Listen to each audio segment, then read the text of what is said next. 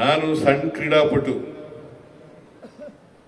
ನಾನು ಹೈಸ್ಕೂಲ್ನಲ್ಲಿರುವಾಗ, ಪ್ರೌಢಶಾಲೆಯಲ್ಲಿರುವಾಗ ಕಬಡ್ಡಿ ಆಟ ಆಡ್ತಾ ಇದ್ದೆ. ಅಂತರ ಶಾಲಾ ಕಬಡ್ಡಿನಲ್ಲಿ ನಾನು ಭಾಗವಹಿಸಿದ್ದೆ ಅಂತ ಹೇಳಲಿಕ್ಕೆ ಬಹಳ ಸಂತೋಷ ಆಗ್ತಾ ಇದೆ ಅಂತಕ್ಕಂಥ ಹೇಳಲಿಕ್ಕೆ ಬಯಸ್ತಾ ಇದ್ದೇನೆ. ನಾನು ಕಬಡ್ಡಿನಲ್ಲಿ ಆಸಕ್ತಿ, ಕ್ರಿಕೆಟ್ನಲ್ಲಿ ಆಸಕ್ತಿ, ಫುಟ್ಬಾಲ್ನಲ್ಲಿ ಆಸಕ್ತಿ, ಈ ಆಸಕ್ತಿಯನ್ನು ಬೆಳೆಸ್ಕೊಂಡಿರ್ತಕ್ಕಂಥದ್ದು ನಾನು ಎಷ್ಟೇ ತೊಂದರೆ ಆದರೂ ಕೂಡ, ಎಷ್ಟೇ ಕೆಲಸ ಇದ್ರೂ ಕೂಡ ಒನ್ ಡೇ ಕ್ರಿಕೆಟನ್ನು ಮತ್ತೆ T20 ಕ್ರಿಕೆಟನ್ನು ನೋಡ್ತೀನಿ ಅಂತಕ್ಕಂಥ ಮಾತುಗಳನ್ನು ಹೇಳಲಿಕ್ಕೆ ಬಯಸ್ತಾ ಇದ್ದೆ. ಜೊತೆಗೆ ವರ್ಲ್ಡ್ ಫುಟ್ಬಾಲ್ ಮ್ಯಾಚ್ ಅನ್ನು ಕೂಡ ನೋಡ್ತೀನಿ ಅಂತಕ್ಕಂಥ, ಅದು ರಾತ್ರಿ ವೇಳೆ ನಡೆಯೋದ್ರಿಂದ ತೊಂದರೆ ಆಗೋದಿಲ್ಲ, ರಾಜಕೀಯಕ್ಕೆ ತೊಂದರೆ ಆಗೋದಿಲ್ಲ. ಅದರಿಂದ ನಾನು ರಾತ್ರಿ ವೇಳೆ ಫುಟ್ಬಾಲ್ ಮ್ಯಾಚ್ ಅನ್ನು ನೋಡ್ತಕ್ಕಂಥ ಕೆಲಸವನ್ನ ಮಾಡ್ತಕ್ಕಂಥದ್ದನ್ನ ಮಾಡ್ತೇನೆ ಅಂತಕ್ಕಂಥ ಮಾತುಗಳನ್ನು ಹೇಳಲಿಕ್ಕೆ ಬಯಸ್ತೇನೆ. ಪ್ರತಿ ಒಬ್ಬ ಕ್ರೀಡಾಪಟು ಕೂಡ ಶ್ರಮ ಮತ್ತು ಗುರಿ ಇಟ್ಕೊಂಡ್ರೆ ಅವರು ಒಂದಿನ ರಾಷ್ಟ್ರದಲ್ಲಿ, ಅಂತಾರಾಷ್ಟ್ರ ಮಟ್ಟದಲ್ಲಿ, ಒಲಿಂಪಿಕ್ನಲ್ಲಿ, ಒಲಿಂಪಿಕ್ಸ್ನಲ್ಲಿ ಮತ್ತೆ ಏಷ್ಯನ್ ಗೇಮ್ಸ್ನಲ್ಲಿ, ಕಾಮನ್ವೆಲ್ತ್ ಗೇಮ್ಸ್ನಲ್ಲಿ ಹೋಗ್ಲಿಕ್ಕೆ ಸಾಧ್ಯ ಆಗ್ತದೆ ಅಂತಕ್ಕಂಥ ಮಾತುಗಳನ್ನು ಹೇಳಲಿಕ್ಕೆ ಬಯಸ್ತಾ ಇದ್ದೇನೆ. ಅದರಿಂದ ಕ್ರೀಡೆಯಲ್ಲಿ ಸೋಲು ಗೆಲುವು ಬಹಳ ಮುಖ್ಯ ಅಲ್ಲ, ಪಾರ್ಟಿಸಿಪೇಟ್ ಮಾಡ್ತಕ್ಕಂಥದ್ದು, ಆ ಕ್ರೀಡೆಯಲ್ಲಿ ಪಾಲ್ಗೊಳ್ತಕ್ಕಂಥದ್ದು ಅತ್ಯಂತ ಅವಶ್ಯ ಅಂತಕ್ಕಂಥ ಮಾತುಗಳನ್ನು ಹೇಳಲಿಕ್ಕೆ ಬಯಸ್ತಾ ಇದ್ದೇನೆ.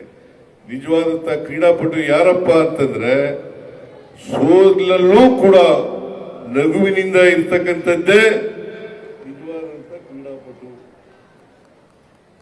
ಅದಕ್ಕೆ ನಾವು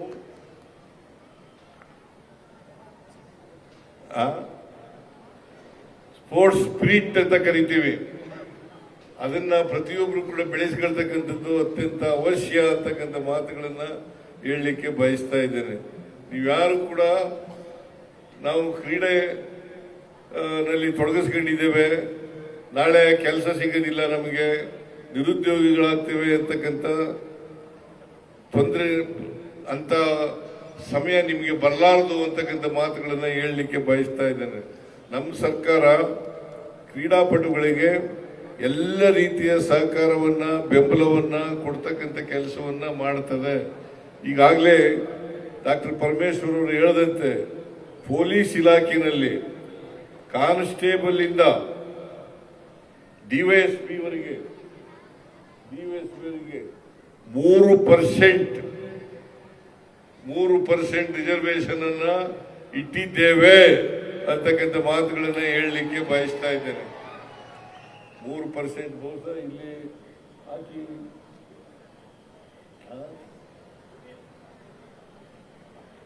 ಹಾಕಿ ಪ್ಲೇಯರ್ ಇದ್ದಾರೆ, ಅವರು ಒಲಿಂಪಿಕ್ಸ್ ನಲ್ಲಿ ಭಾಗವಹಿಸಿದ್ರು.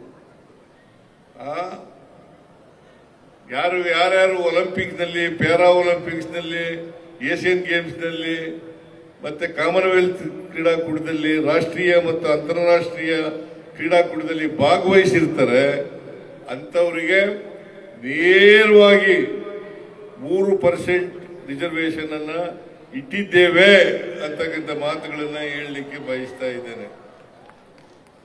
ಬೇರೆ ಇಲಾಖೆಗಳಲ್ಲಿ 2%, ಎಲ್ಲ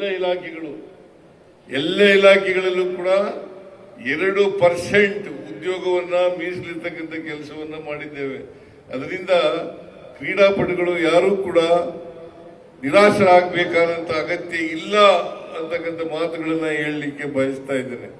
ಅಷ್ಟೇ ಅಲ್ಲ, ನಮ್ಮ ಸರ್ಕಾರ ಒಂದು ಹೆಜ್ಜೆ ಮುಂದೆ ಹೋಗಿ ಒಲಿಂಪಿಕ್ಸ್ ನಲ್ಲಿ ಪದಕ ಗೆದ್ರೆ 6 ಕೋಟಿ, ಬೆಳ್ಳಿ ಗೆದ್ರೆ ಬೆಳ್ಳಿ ಗೆದ್ರೆ 4 ಕೋಟಿ,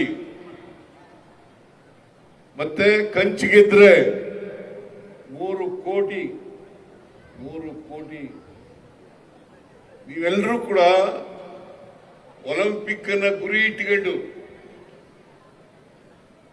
ನಿಮ್ಮನ್ನೆಲ್ಲ ನೋಡಿದಾಗ ಅನ್ಸುತ್ತೆ ನಮ್ಮ ರಾಜ್ಯಕ್ಕೆ ಒಳ್ಳೆ ಭವಿಷ್ಯ ಇದೆ ಅಂತಕ್ಕಂಥ ಮಾತುಗಳನ್ನ ಹೇಳಲಿಕ್ಕೆ ಬಯಸ್ತಾ ಇದ್ದೇನೆ. ನೀವೆಲ್ಲ ಕ್ರೀಡಾಪಟುಗಳನ್ನು ನೋಡಿದಾಗ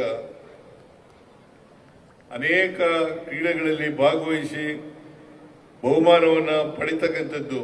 ಆದ್ರಿಂದ ಇಲ್ಲಿ ಯಾರ್ಯಾರು ಭಾಗವಹಿಸಿದ್ದೀರಿ, ಈ ಕ್ರೀಡಾಕೂಟದಲ್ಲಿ ಭಾಗವಹಿಸಿದ್ದೀರಿ, ಗೆದ್ದವರಿಗೆ ಕೂಡ ಶುಭಾಶಯಗಳನ್ನ ಕೋರ್ಲಿಕ್ಕೆ ಬಯಸ್ತಾ ಇದ್ದೇನೆ. ಹಾಗೆ ಸೋತವ್ರಿಗೂ ಕೂಡ ಶುಭಾಶಯಗಳನ್ನ ಕೋರ್ಲಿಕ್ಕೆ ಬಯಸ್ತಾ ಇದ್ದೇನೆ. ಅದರಿಂದ ಶ್ರಮ ಪಡೋದಿದೆಯಲ್ಲ, ಗುರಿ ಇದೆಯಲ್ಲ, ಅದು ಶಾಶ್ವತ. ಗೆಲುವು ಕ್ಷಣಿಕ ಅಂತಕ್ಕಂಥ ಮಾತುಗಳನ್ನ ಈ ಸಂದರ್ಭದಲ್ಲಿ ಹೇಳಲಿಕ್ಕೆ ಬಯಸ್ತಾ ಇದ್ದೇನೆ.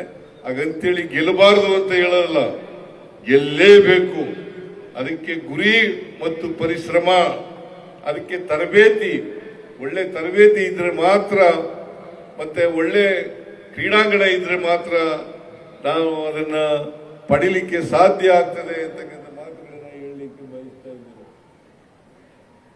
ಡಾಕ್ಟರ್ ಪರಮೇಶ್ವರ್ ಅವರು ಒಂದು ಹಾಕಿ ಕ್ರೀಡಾಂಗಣ ಬೇಕು ಅಂತ ಹೇಳಿದ್ದಾರೆ.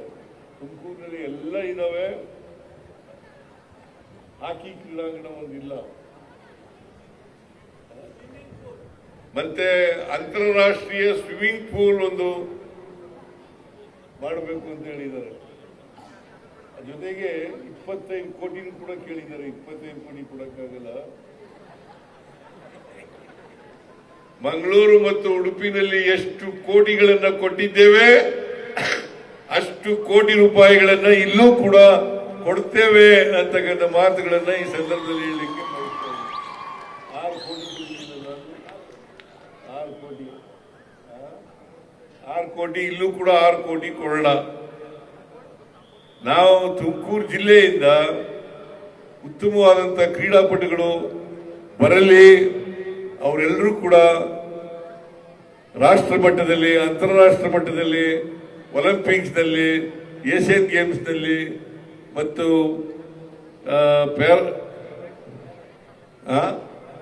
ಪ್ಯಾರಾ ಒಲಿಂಪಿಕ್ಸ್ನಲ್ಲಿ ಭಾಗವಹಿಸಲಿ ಅಂತ ಹೇಳಿ ಜಿಲ್ಲೆಯ ಕ್ರೀಡಾಪಟುಗಳಿಗೆ ಶುಭವಾಗಲಿ ಅಂತೇಳಿ ಹಾರೈಸಿ ನನ್ನ ಮಾತುಗಳನ್ನು ಮುಗಿಸ್ತೇನೆ. ಜೈ ಹಿಂದ್, ಜೈ ಕರ್ನಾಟಕ, ಜೈ ತುಮಕೂರು ಕರ್ನಾಟಕ ಕ್ರೀಡಾಕೂಟ. ತುಮಕೂರು